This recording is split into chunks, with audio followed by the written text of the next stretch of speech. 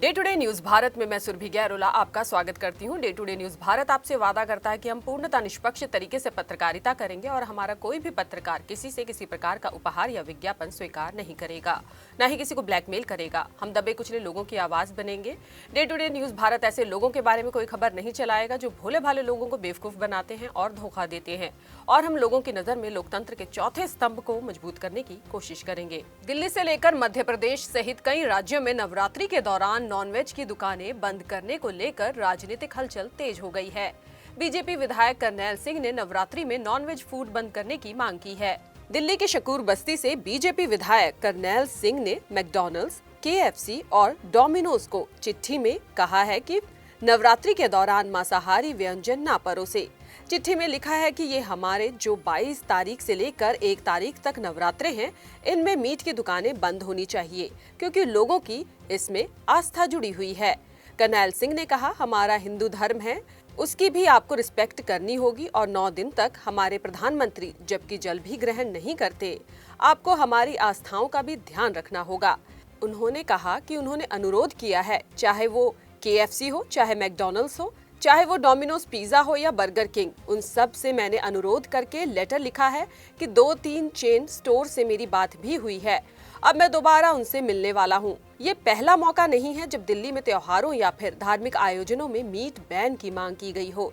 इससे पहले भी मारवाह ने शिव कांवड़ यात्रा के दौरान मीट की दुकानों को बंद कराने की मांग की थी और खुद ग्राउंड पर उतरकर मीट और शराब की दुकानों का शटर डाउन करते नजर आए थे।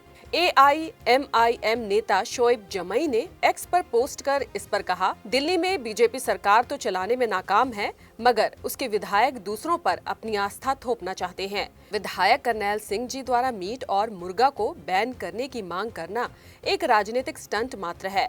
उनको चैलेंज है, पहले सभी 5 स्टार होटल में नॉनवेज बंद करवा कर दिखाइए। आज से शारदीय नवरात्रि की शुरुआत हो गई है। नवरात्रि के दौरान मीट की दुकानों को बंद करने की मांग पर समाजवादी पार्टी के सांसद ST हसन ने कड़ा विरोध जताया है। उन्होंने कहा कि भारत सबका देश है, यह किसी की जागीर नहीं है और किसी को भी खाने की आदतों पर रोक लगाने का अधिकार नहीं है। हसन ने आरोप लगाया कि जानबूझकर हिंदू मुस्लिम मुद्दों में उलझाकर वोट का ध्रुवीकरण करना चाहते हैं। ST हसन ने कहा कि यहाँ सबका हक बराबर होना चाहिए। इधर इंदौर में हिंदू विश्व परिषद के प्रांत प्रशासनिक प्रमुख संतोष शर्मा ने साफ शब्दों में चेतावनी दी है कि हिंदू संगठन किसी भी सूरत में गैर हिंदुओं को गरबा पंडालों में प्रवेश नहीं करने देंगे। उनका कहना है कि नवरात्रि जैसी पवित्र पर्व का उपयोग कुछ लोग गलत मंशा से कर रहे हैं, जिसे बर्दाश्त नहीं किया जाएगा।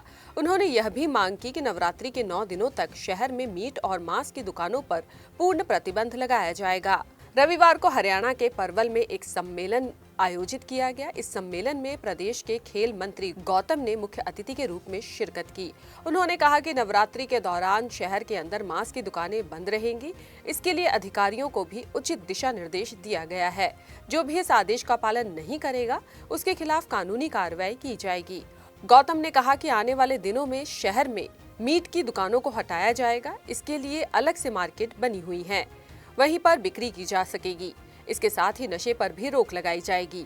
नवरात्रि के शुरू होते ही उत्तर प्रदेश के कई जिलों में 9 दिनों तक के लिए नॉनवेज पर रोक लगाने की मांग उठ रही है।